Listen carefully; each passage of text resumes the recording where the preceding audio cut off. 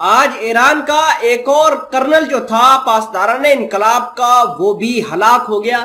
اور اس ہلاکت کے پیچھے ایران کے اندر کھلبلی مچی ہوئی ہے۔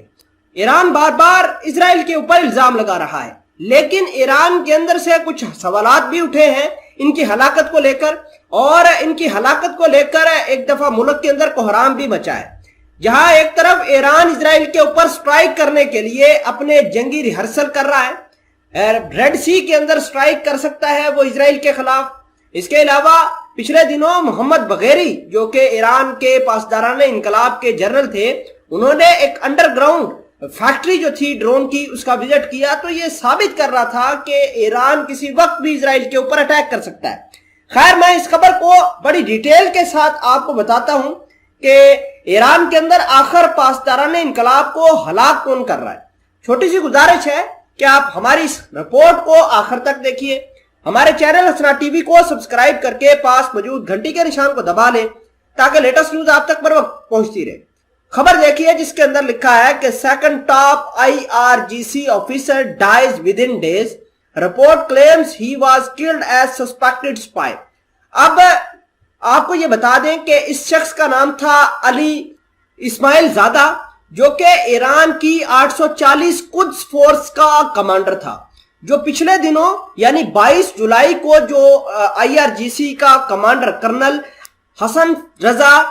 خدائی جو ہلاک ہوئے تھے، ان کو ان کے گھر کے سامنے 5 بلٹ فائر کیے تھے، اور 3 اس کے سر میں لگے اور 2 اس کے بازو کے اندر۔ تو ایران نے کہا کہ یہ جو ہلاکت ہوئی ہے یہ اسرائیل نے کی ہے، اور میں ادھر ایک اہم انفارمیشن کوٹ کرنا چاہتا ہوں کہ جو 22 مئی کو ان کا کرنل ہلاک ہوا تھا، وہ بھی 840 یونٹ جو IRGC کی 840 یونٹ ہے اس کا تعلق بھی اسی سے تھا، اور یہ جو آج ہلاکت ہوئی ہے IRGC کے جو کمانڈر کی، اس کا تعلق بھی جو ہے IRGC کی 840 یونٹ سے ہے۔ تو آپ خود اندازہ لگائیے کہ یہ معاملات کی سور جا رہے ہیں، اور ایران کہ جو 840 قدس فورس کے لوگ ہی کیوں قتل کیے جا رہے ہیں، یہ اپنے آپ میں بہت بڑا سوال ہے۔ اگر ہم بات کریں ایران کی، تو ایران کی جو قدس فورس کے سپوکس پرسن ہے یا ان کی جو آفیشیل ویب سائٹ ہے، ان کا یہ ماننا ہے کہ جو آج ہلاکت علی اسماعیل زادہ کی ہوئی ہے یہ اسرائیل نے کی ہے، لیکن ایران سے ایک اور سوال نکل کر سامنے آیا ہے کہ ان کو قتل جو کیا گیا ہے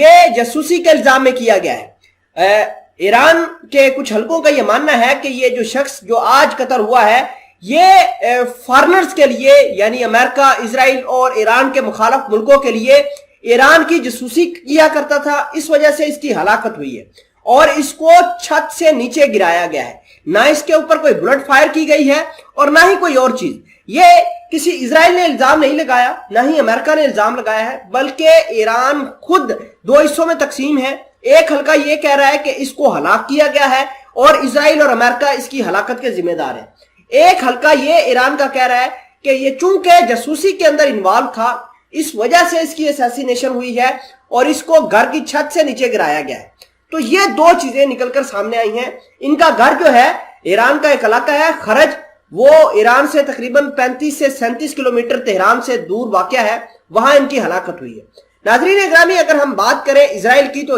اسرائیل کافی اگریسو ہوا ہے، اور اسرائیل کی اس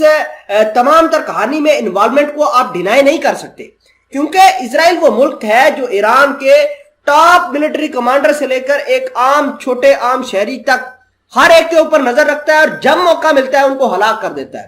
ایران کو جتنا بڑا نقصان اسرائیل نے پہنچایا ہے کسی نے نہیں پہنچایا ہوگا، کیونکہ ان کا ٹاپ کمانڈر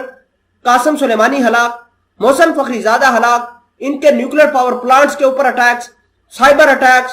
فزیکل اٹیکس، جاسوسی کے الزام، یہ سارے کے سارے اسرائیل کرواتا آ رہا ہے۔ اسرائیل ایک ملٹری ڈرل بھی کر رہا ہے، پچھلے 2 ہفتوں سے وہ ملٹری ڈرل شروع کیے ہوئے ہیں جس کا نام ہے پیورز آف دی فائر، اور اس ملٹری